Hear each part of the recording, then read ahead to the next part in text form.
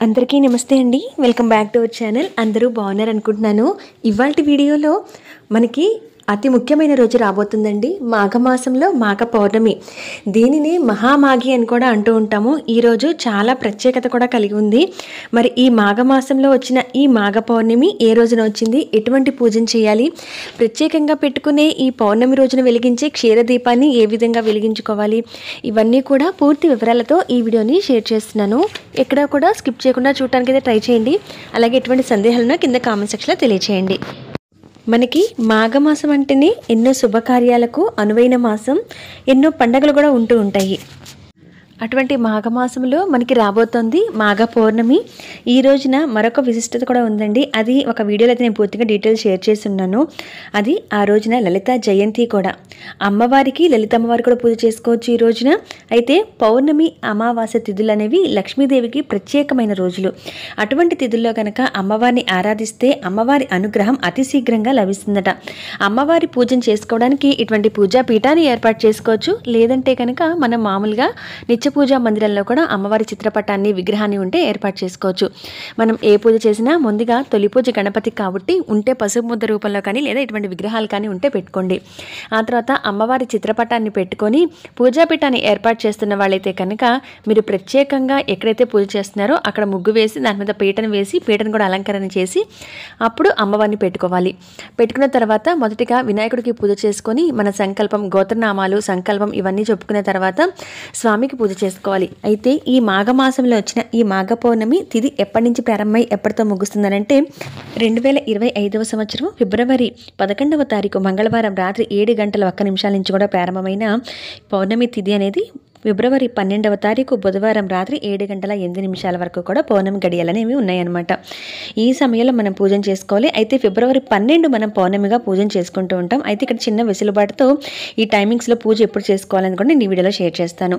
ఈ విధంగా అమ్మవారికి అభిషేకం చేసిన తర్వాత అమ్మవారికి ఆవు పాలతో కానీ, పసుపు కుంకుమ నీళ్ళతో కానీ, గంధం నీళ్ళతో కానీ, పంచామృతాలతో కానీ ఇలా అభిషేకం అయితే చేసుకొని అమ్మవారి విగ్రహాలు ఉంటే చేసుకొని ఆ తర్వాత ఈ పంచామృతాలతో చేసినవైతే కనుక సపరేట్గా తీర్థంలాగా తీసుకోవడం కోసం పక్కన పెట్టుకోండి. మిగతా ఏ నీటైనా సరే ఆ నీరు మొత్తాన్ని ఇల్లంతా కూడా ఒకసారి చల్లుకొని మీ మీద చల్లుకొని మీ కుటుంబ సభ్యుల మీద ఒక తమలపాకు కానీ పువ్వుతో కానీ చల్లుకొని ఆ నీటిని ఆ తర్వాత ఏదైనా పచ్చని చెట్టు మొదట్లయితే వేసేయండి.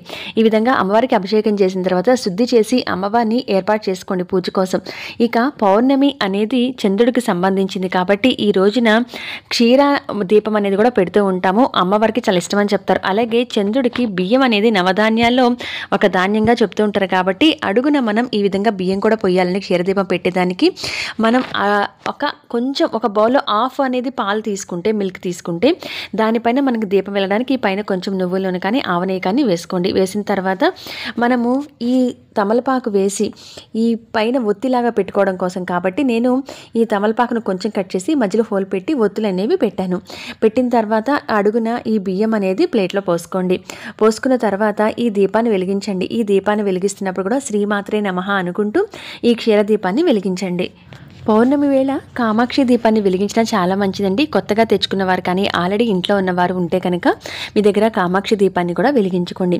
ఈ విధంగా వెలిగించిన తర్వాత అమ్మవారికి నమస్కారం చేసుకొని మీ కోరిక అమ్మవారి ముందు ఉంచి ఆ తర్వాత అమ్మవారికి చక్కని పూలతోనూ అలాగే ఎర్రటి అక్షింతలతోనూ ముఖ్యంగా మంగళకరమైన వస్తువులు అవి చిట్టి గాజులు, గోమతి చక్రాలు, పసుపు కొమ్ములు, మళ్ళీ గవ్వలు, లక్ష్మీ గవ్వలు ఇటువంటి వాటిలతో అమ్మవారికి పూజన చేసుకోవచ్చు. ఏవీ లేకపోతే ఎర్రని పూలు, ఎర్రని అక్షింతలు దగ్గర పెట్టుకొని ఈ రోజున అమ్మవారికి సహస్రనామాన్ని కానీ, అష్టోత్తర శతనామావళి, అలాగే మహాలక్ష్మాష్టకం, ముఖ్యంగా కనకధార స్తోత్రం ఇది చదివితే చాలా మంచిదండి. కనకధార స్తోత్రం పౌర్ణమి వేళ ఎందుకంటే అమ్మవారికి చాలా ఇష్టమైన తిథిగా చెప్తారు. అమ్మవారికి సంబంధించిన రోజు కూడా చంద్రుడికి సంబంధించిన పూజ కూడా చెప్పాలి. ఎందుకంటే చంద్రుడు, లక్ష్మీదేవి తోబుట్టువులు అని చెప్తారు. ఒకరి అనుగ్రహం కోసం ఒకరిని పూజిస్తే వాళ్ళిద్దరి అనుగ్రహం కూడా అతి శీఘ్రంగా కలుగుతుందట. ముఖ్యంగా వచ్చేసి బియ్యాన్ని ఎందుకు ఈ దీపం కింద కూడా పోస్తామంటే చంద్రుడు మన కారకుడు. అంటే మానసిక ఏదైనా సమస్యలు ఉన్నా కూడా, మానసికంగా బాధలు ఉన్నా అవన్నీ తొలగిపోవడం కోసం, చంద్రుడి అనుగ్రహం కలగటం కోసం కూడా మనము ఈ క్షీరదీపం వెలిగించే ముందు అడుగున కొంచెం బియ్యం ఈ విధంగా పోయటం వల్ల కూడా చంద్రుడు కూడా పూజ చేసినట్టు అవుతుంది. పౌర్ణమి అనేది వెన్నెల అనేది చంద్రుడికి సంబంధించింది కాబట్టి ఆయన అనుగ్రహం వల్ల ఏదైనా జాతకాల్లో దోషాలు ఉన్నా కూడా ఆ చంద్రుడి స్థానం కూడా బలంగా ఉండి అంతా మంచి జరుగుతుందని నమ్ముతాం కనుక ఈ విధంగా ఈ దీపాన్ని వెలిగించుకొని వెలిగించుకొని మనం అమ్మవారికి పూజన చేసుకోవాల్సి ఉంటుంది. అయితే ఇక్కడ చిన్న వెసులుబాటుగా టైమింగ్స్ అనేవి చెప్తాను. ముఖ్యంగా మనం ఫిబ్రవరి 12వ తారీఖు బుధవారం పౌర్ణమిగా జరుపుకుంటూ ఈ పూజన చేసుకుంటాము.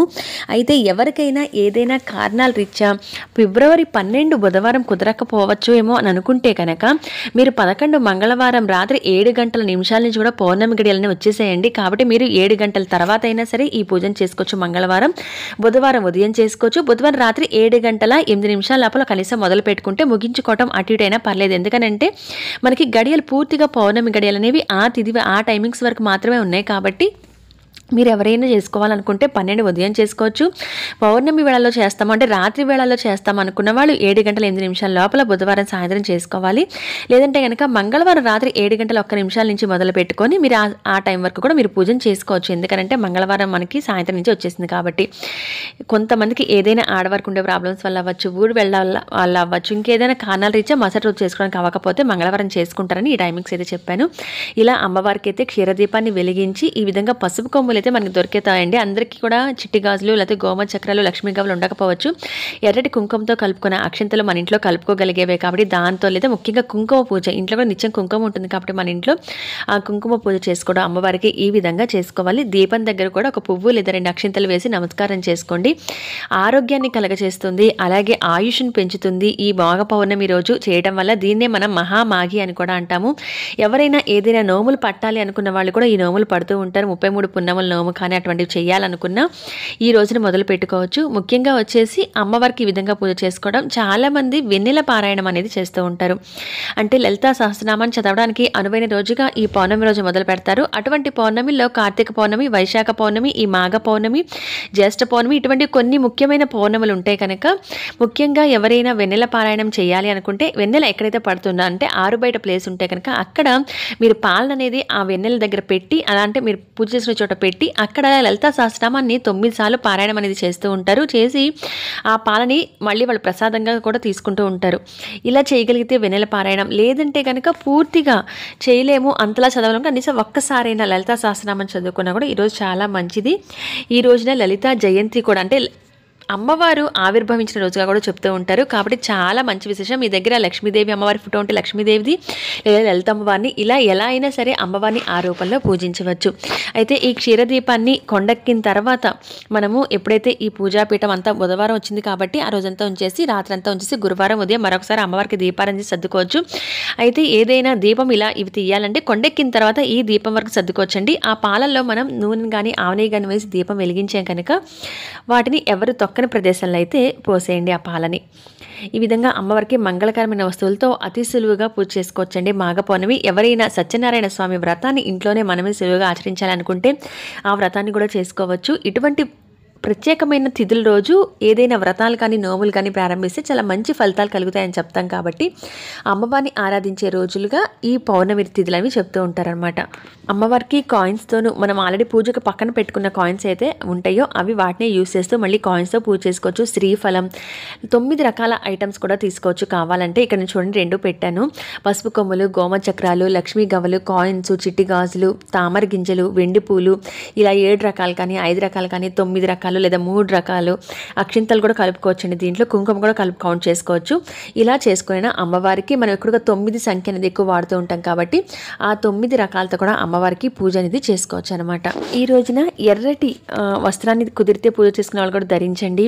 అలాగే ముఖ్యంగా వచ్చేసి ఎర్రటి దానిమ్మ గింజలు అమ్మవారికి నైవేద్యం పెట్టచ్చు. పాలకు సంబంధించిన పదార్థాలు ఏవైనా సరే అమ్మవారికి వండి నైవేద్యం పెట్టచ్చు, నివేదన చేయవచ్చు. లేదంటే కనుక పాల్లో తేనె చుక్క వేసి అక్కడ అమ్మవారి దగ్గర పెట్టి అవి ప్రసాదంగా అందరూ తీసుకున్నా కూడా ఆరోగ్యానికి చాలా మంచిదన్నమాట.